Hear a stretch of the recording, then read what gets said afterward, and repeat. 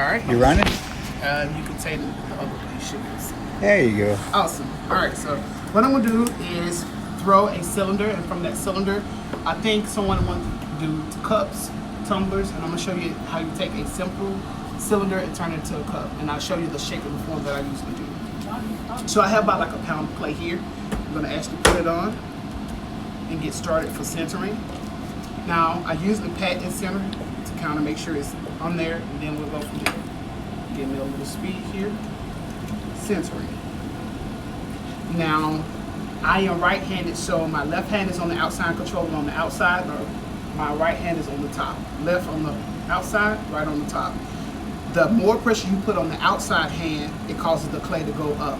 The more pressure you put on the top hand is going to actually cause it to go out.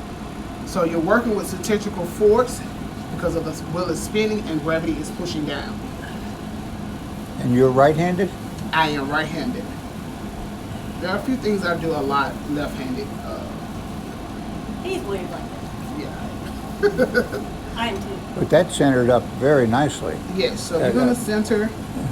That's clay in the potter's hand, huh? Yes, sir. So what I'm going to do is cone up just a little bit. Coning up is just another technique to kind of get all the clay particles aligned. You probably calling me back on another number. And then going to push it back down.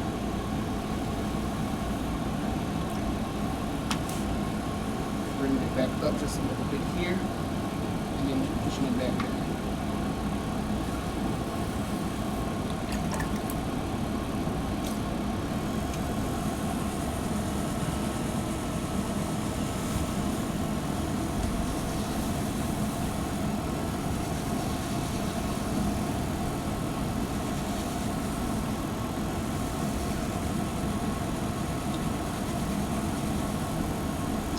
Right.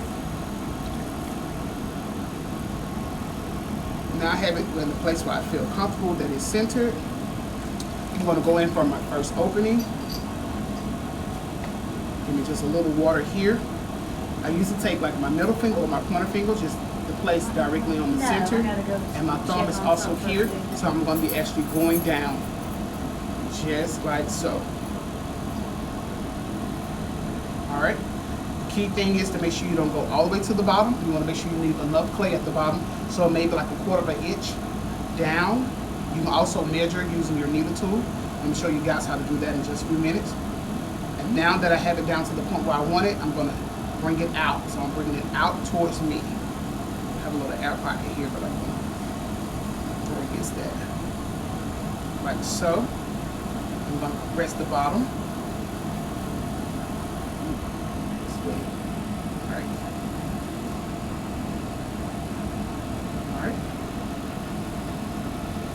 All I'm doing now is just compressing this bottom. I'm going to take the needle tool like I showed you guys. Just make sure, stick it down, take my finger, and now you can see how much is at the bottom of that.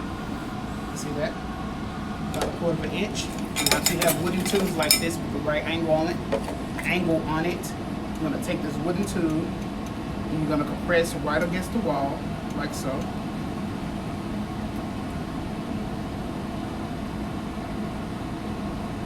And that gives you that nice right angle for your walls. So you can see that right angle that's clear down at the bottom. All right. Now it's time to actually start pulling your walls up. And I'm resting my thumb here and my middle finger here to actually help me guide this up. Get me some water, make sure it's wet enough to actually get some lubrication there to actually pull. And we're going to do the first pull. Coming up.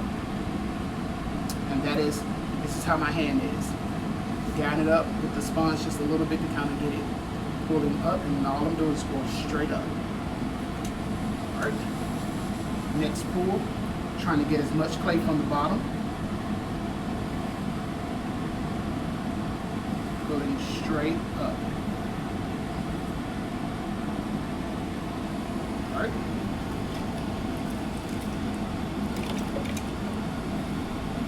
Same technique, grabbing as much from the bottom. riding it all the way up. As you can notice, my hand is resting here. My right hand is resting on top of the wheel splash pad. And that's to give me some stability so my hand is not flopping anywhere. Once you really start working on larger pieces, locking your arms in, using your thighs, your inner thighs here to kind of lock in, to kind of keep your hands in stability. A lot of times people tend to follow the clay. You want to lock your hands in. The clay is going to come to you while the wheel is spinning. All you need to do is to make sure you have control of your hands and lift it.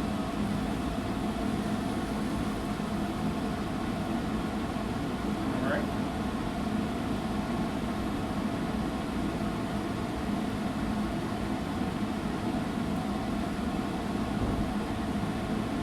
All right, that's about all I'm going to pull off of that because I can work this now to where I really want it.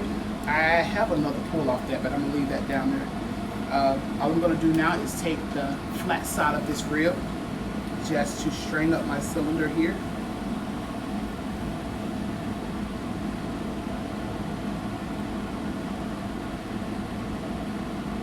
All right.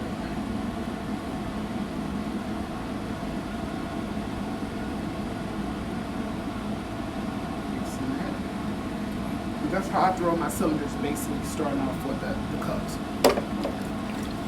And some of this water out. Now the next step that I do, I take my small rib,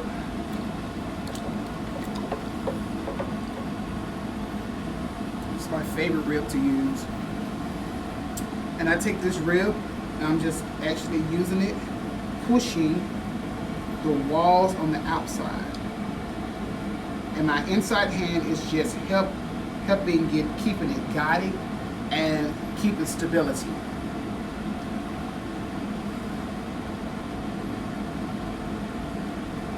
And you see how that body of the clay is curving towards the rib? That's what I want. You see that? I'm trying to do that shape there.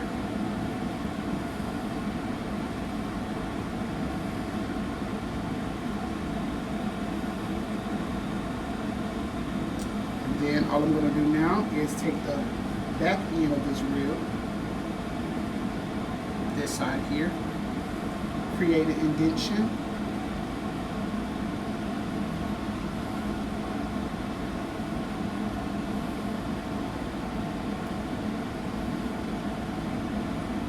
Just like so. Then I take the rest of it, straighten it out a little bit, using the flat side.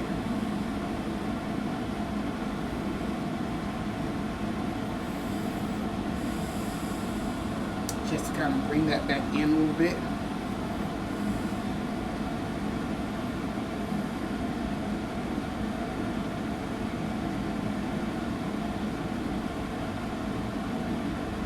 Just like so.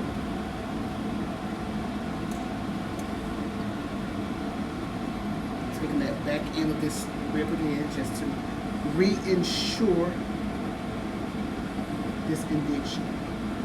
I like to put this on my cups and my mugs so that when you are holding it in your hand, you have a nice place for your fingers and stuff to rest. And that's another reason why I have this curve here. I'm always thinking about function and make sure that the piece has a nice relationship between the hand and the user, the person that's using it. Yeah, make you want to hold it, exactly. So I have this extra clay here that I always like to leave out. And all I do, take my trimming tool and I trim underneath just like so.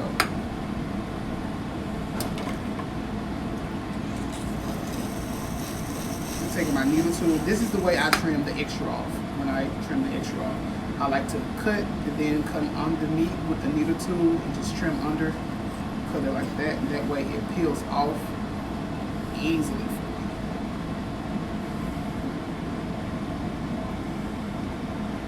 Go back and do a lot of cleaning up on this so I can show you guys the finishing part of it.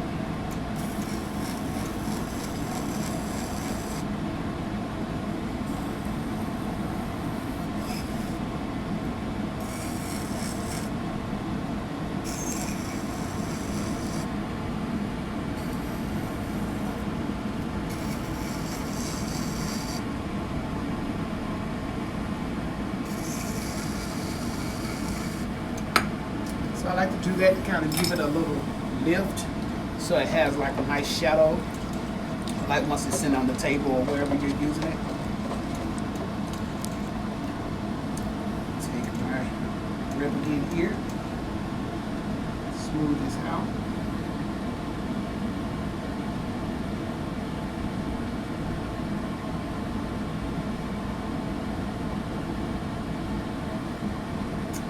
Just like that. Take my sponge here. Clean under there.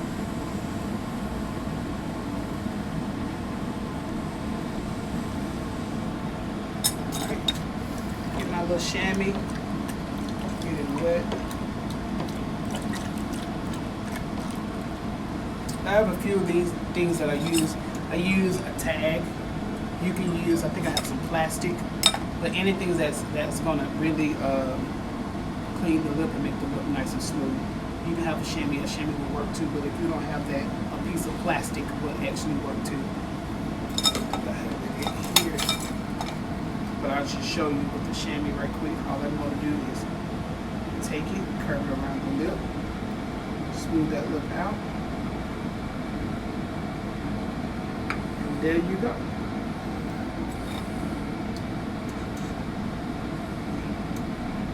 Cup. Now you can simply take this cup, let it stiffen up a little bit, add a handle, and we're good to go. Alright.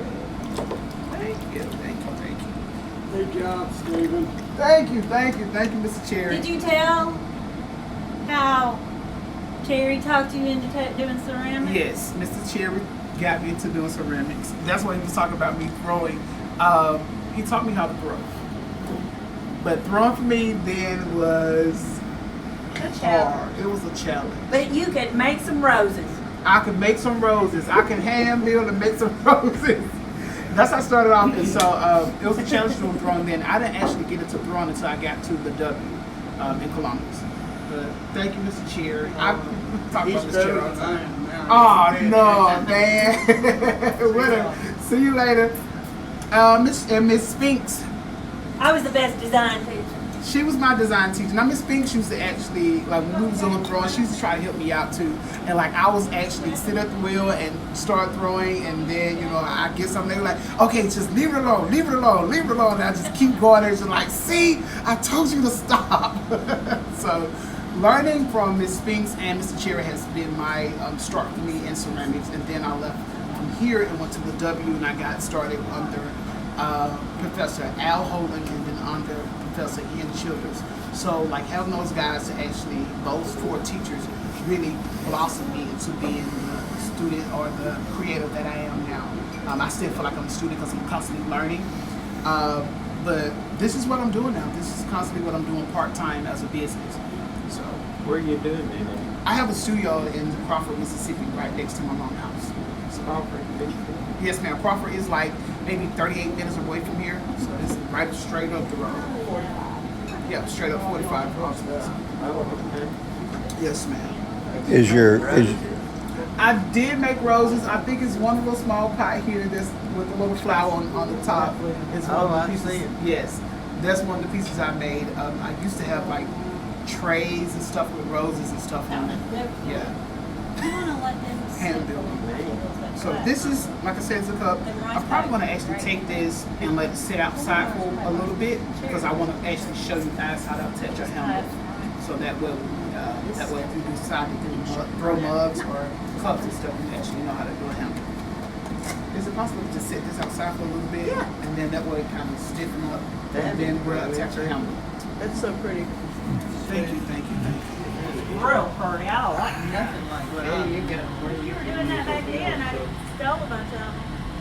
yeah. Oh, really? Well, now, how did you make that orange one there? The orange one is on the wheel as well.